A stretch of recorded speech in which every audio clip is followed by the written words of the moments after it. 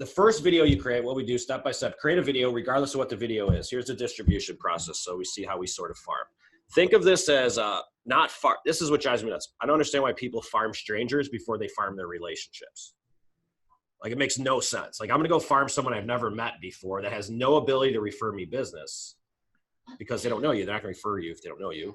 But I'm going to spend all my time and energy on them versus my referral source. It makes no sense. So anyways, first video comes out. Video email to your database. Okay. All of us have a database. A lender is probably going to have two databases, one for realtors, one for their SOI.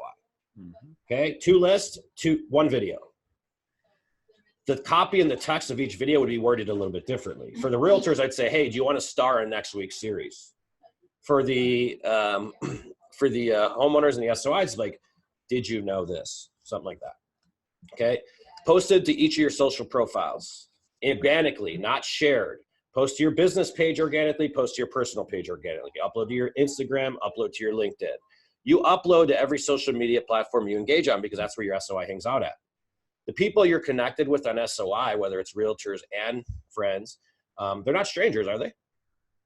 They shouldn't be. They shouldn't be. I mean, so it's like right freaking there in front of us. But again, what are we going to do? We're going to go run Facebook ads to an audience we don't know to generate leads. Third thing we do is post it to your business page, and we boost the post because we upload custom audiences of your database. So for anyone who's listening, if you didn't know this, you could export all of your cell phone contacts out of your phone. You could export all of your email addresses from whatever CRM you have. And I would create two lists. I would create one list of just realtors because it's very easy to get all their email and cell phone numbers. And most of you fucking guys already have them because you're stalking them, asking them for coffee meetings. I love that. Mike is just like Mike dropping on everybody's 1999 tactics. But you could upload all of them. So you could have two lists or two digital farms that you would stay in front of.